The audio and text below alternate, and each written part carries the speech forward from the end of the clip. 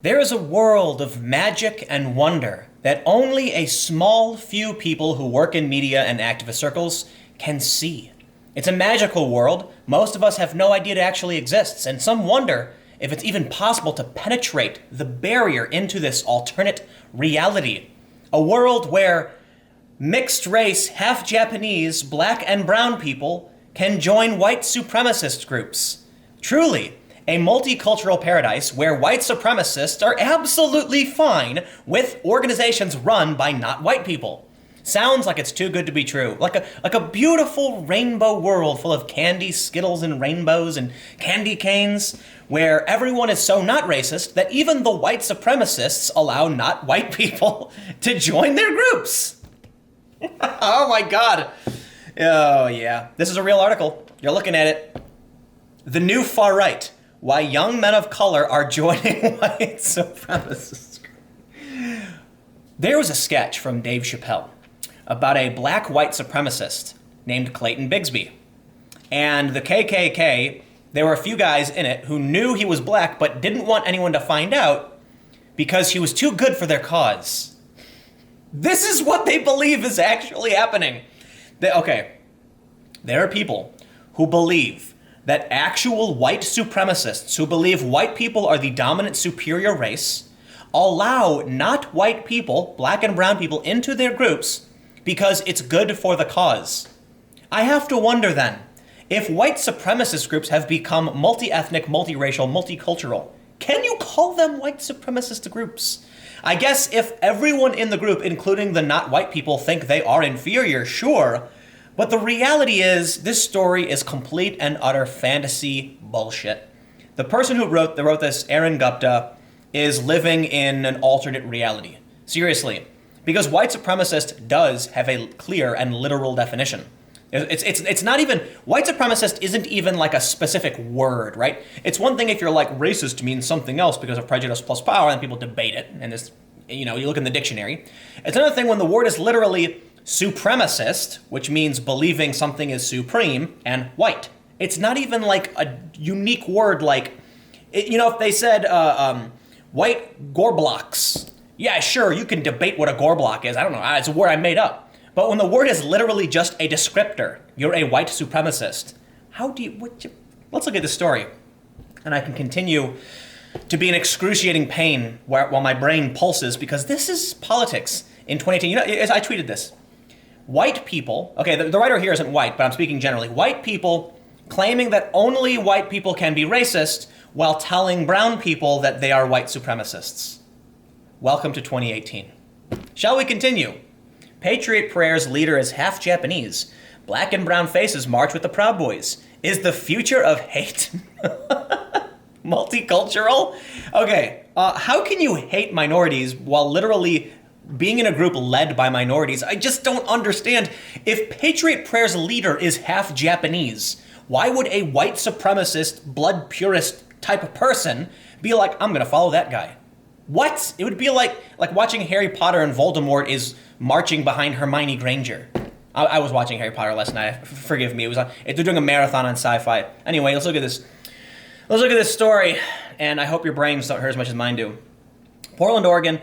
Outfitted in a flak jacket and fighting gloves, Enrique Tarrio was one of dozens of black, Latino, and Asian men who marched alongside white supremacists in Portland on August 4th. Well, hold on.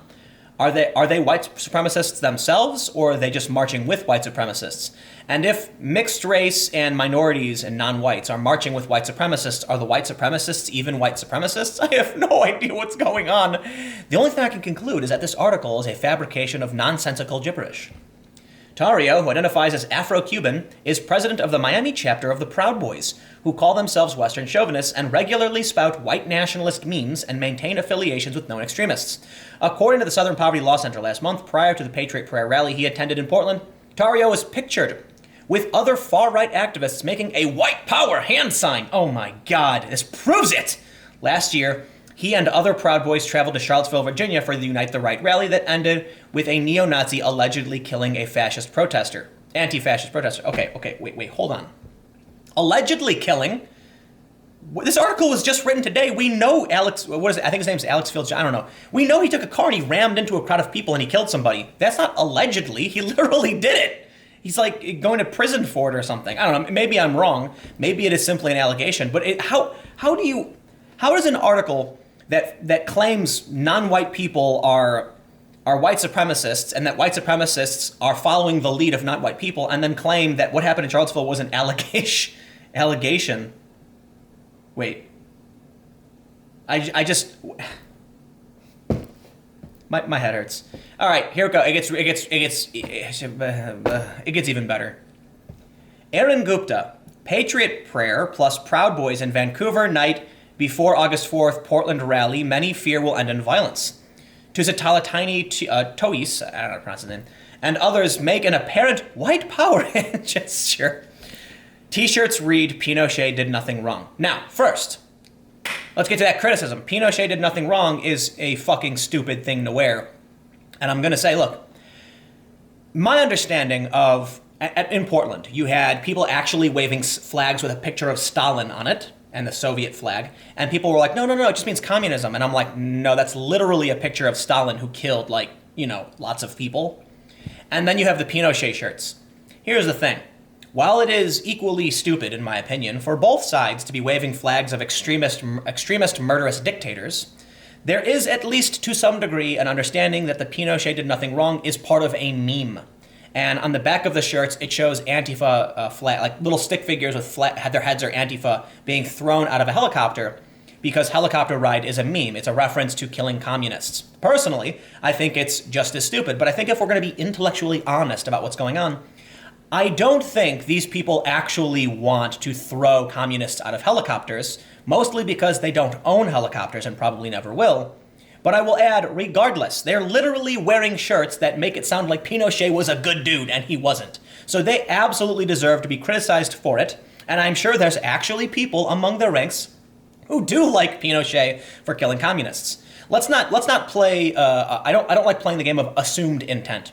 All I'm going to say right now is yes, they literally wore Pinochet shirts that were like advocating for throwing people out of helicopters, and the left waved Stalinist flags. That's all we can see, and to assume otherwise is going to be your personal opinion. My personal opinion is I think for the most part they're joking, but it's still a really dumb joke to make when you're trying to convince people you're not fascists, okay? If your argument is that you're not a fascist and you're going to wear a pro-Pinochet shirt, sorry, your joke is just not going to work. However, let's go back to this guy who's also playing an extremist game of nonsensical bullshit when he says it's a white power hand gesture. Do I really have to do this? This is from the ADL a year ago. No, the OK gesture is not a hate symbol. This is a hoax. The Anti-Defamation League, this is a year ago. This is more than a year ago. It's a year and 4 months ago. Really? And the Daily Beast is pushing this absolute total garbage. Tario and other people of color at far-right rallies claim institutional racism no longer exists in America. In my opinion, they're wrong, but let's continue.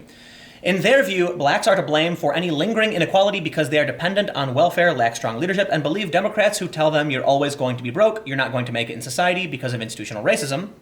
As one mixed race man put it. If racism doesn't exist, I asked Tario, how would he explain the disproportionate killing of young black men by police? Hip-hop culture, he says, it glorifies that lifestyle of selling drugs, shooting up. Because of that, obviously you're going to have higher crime rates. Obviously you're going to have more police presence and more confrontations. And then he adds, police kill black males aged 15 to 34 at 9 times the rate of the general population. Yeah, look, I personally do believe there's such thing as institutional racism. I made a documentary about it. It's really funny that I can sit down with Trump supporters and try to explain them simple things like redlining, blockbusting, how being a minority affects the property value of your neighborhood. Look, there's a lot of things, right? Pruitt-Igoe in St. Louis, the Ferguson, the creation of all these 90 plus cities. Yes, there are instances of institutional racism. It exists. However, it doesn't mean that either of these people, it doesn't mean that the people who are showing the OK sign are wrong. Look, police kill black males aged 15 to 34 at 9 times the rate of the general population. Sure, but you got to go through the multivaried reason for that. It's not just going to be one thing that's causing cops to do this. And I don't want to get too much into this, but there was a report recently that said the killing of black people isn't a racist problem; it's a police problem. They found that race is irrelevant when. And look, like I said, you're gonna have to Google this because it's not something I plan on talking about today. But they found that it doesn't matter the race of the cop; the cop still kills people, so it's not a racist issue; it's a police brutality issue. All right. But carrying on, Elisa Sanchez, who is black and Puerto Rican, attended the Liberty or Death rally against left-wing violence. Okay. That's just like a conservative thing. Saying you don't want left-wing violence, I think most people, like, it'd be great if it said violence is bad, period, you know? It was on Seattle, August 18th. Joining about 20 militiamen, open carrying handguns and semi-automatic rifles. And?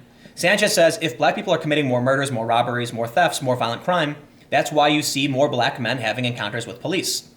Okay, so my question is, Aaron Gupta, I don't know, I'm assuming that might be like Indian, South Asian.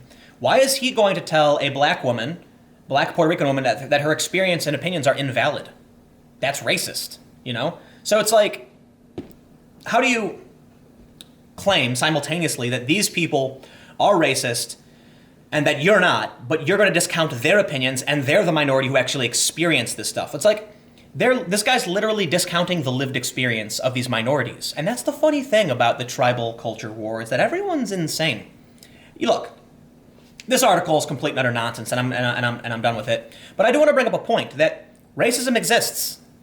I can't believe, is that even up for dispute? There are a lot of people who don't think institutional racism is real. It is. It is. The problem is that when people write stories like this, it immediately discredits actual facts. Nobody's going to, look, if this guy came up to you and said, I want to explain to you about institutional racism, and then immediately said, that guy over there is a black man who leads a white supremacy group, you're going to be like, okay, this dude's nuts, I'm not going to listen to him. Right? If people want to be rational and honest about what's going on, we might actually make some progress. But so long as people like this dude write these insane, nonsensical articles about white supremacy groups led by not white people, then no one's going to take anything they say seriously. I made a documentary a couple of years ago about Ferguson, and yes, there is such thing as institutional racism. It has a lot to do with practices like redlining and blockbusting, which I know blockbusting was made illegal, right? I don't know about redlining, but I'm pretty sure it is. But I can explain blockbusting. What they would do is they would go to a white neighborhood, real estate agents. They would, there's a couple different tactics. They would hire black people to walk around and then start scaring the white people like, oh no, look, there's black people, you better sell, and then try and get a premium on these houses.